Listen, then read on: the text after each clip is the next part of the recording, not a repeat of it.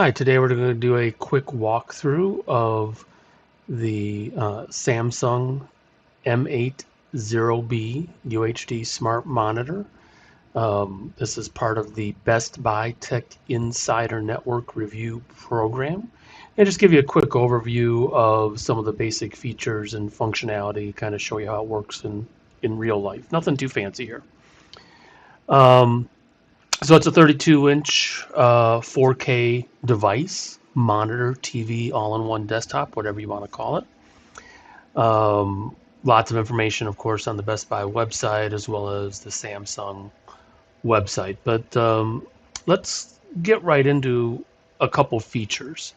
First, from an unboxing standpoint, the monitor itself weighs close to nothing. Where all the weight of the box is on these two components of the stand. Very easy to assemble. There's a screw on the back of this. This connects onto the base here. Screw that in, snap it into the back of the monitor, you're all set. One tip I have, first of all, there's a whole bunch of included cables, which is great.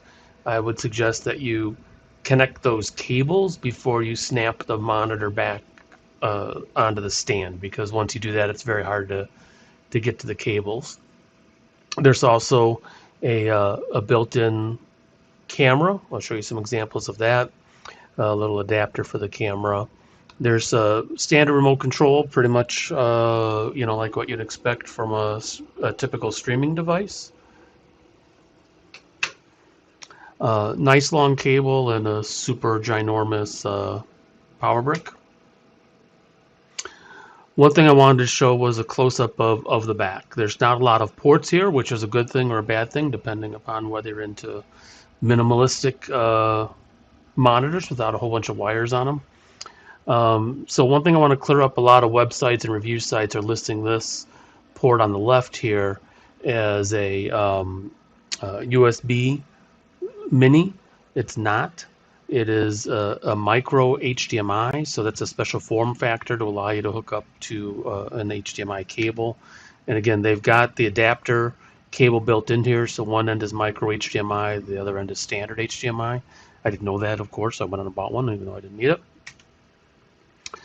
The other one in the middle here is for video input over USB-C. Or DisplayPort, but it needs to be a USB-C compliant connector. So typically Thunderbolt 3, Thunderbolt 4, Mac, and so on. But it also works on a PC if it's so equipped.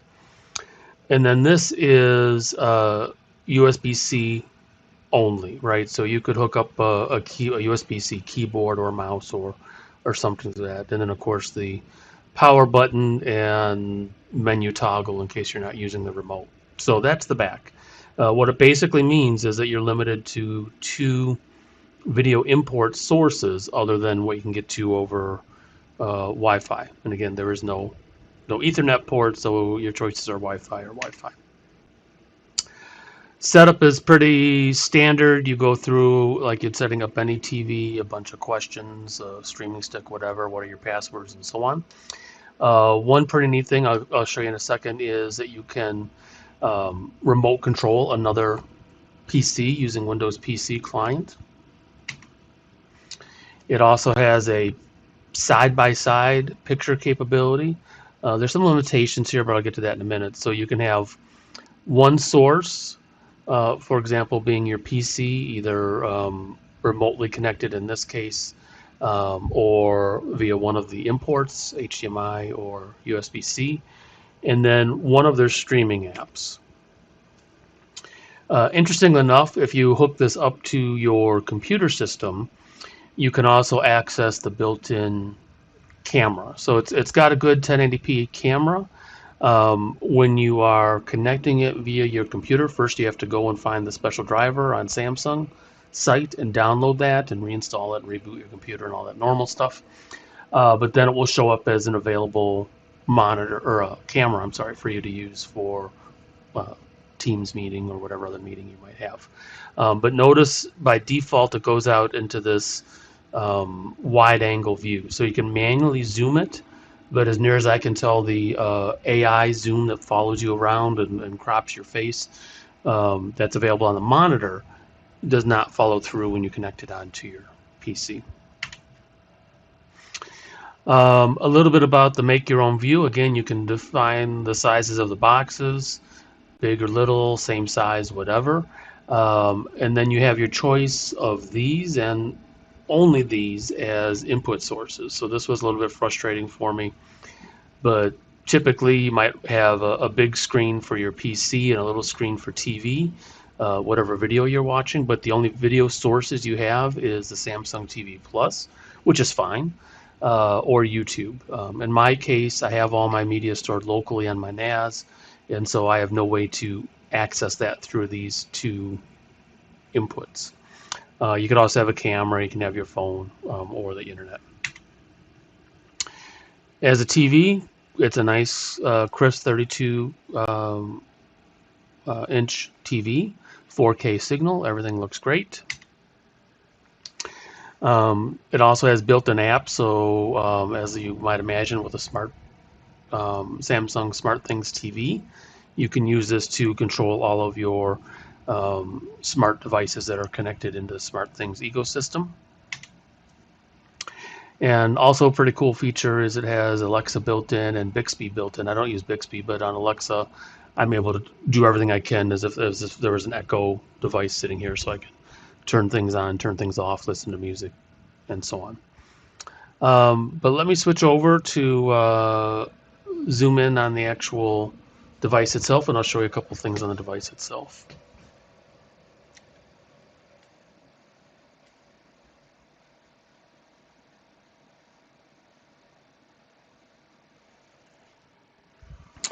So I have a keyboard and mouse connected to this. This allows me to use this as a PC. In this case, I'm going to use the Windows Remote client and connect to a PC that I have at the other end of the house.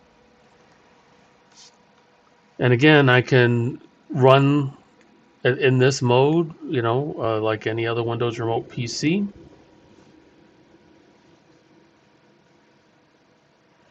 I can move my mouse around. I can get to the portions that I want to get to.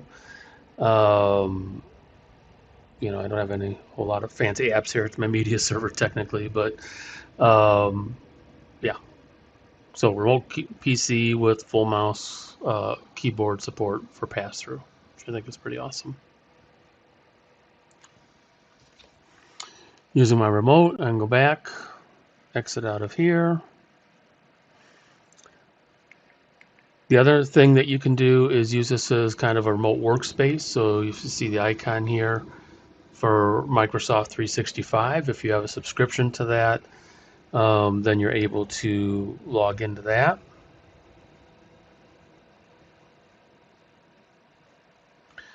Once you log in, you've got your devices that you might want to access here and so on. The apps, the normal office automation apps. Out of that. Of course, you've got a whole slew of media.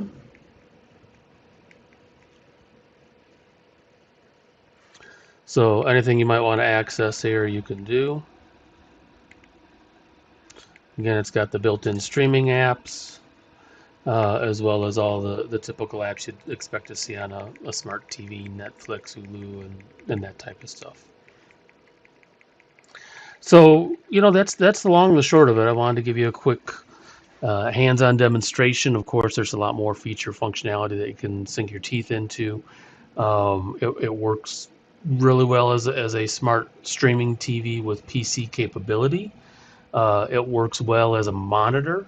I would have liked that if it had a few more inputs, because if I could spin all these cameras around, I've got PCs everywhere. I'd love to have more than just the two inputs. But overall, it's a good kind of streamlined, low profile, as low profile as a 32-inch monitor can be. Great color, great resolution. Apps are average in terms of responsiveness, right? Nothing too big, nothing too fast, nothing too small, slow. It just works. So overall, I'd give it a thumbs up. I like the monitor. I like the TV aspect of it. Like I said, the only real frustrating thing for me is on the side by side capability. I'm really limited on the number of inputs. So Samsung calls this multi-view. And again, my choice is my PC or YouTube, the internet, a phone, or the camera. Guess I can show you the camera really quickly. Forgot about that. But, so the camera's a smart camera. It zooms in as I move around, as I walk around, right? Try to find me hiding behind all my gear here. And then in this other window, I can have whatever I want running in that other window. So anyway, fun little device, and just wanted to give you a quick view of what that looks like. Thanks for watching.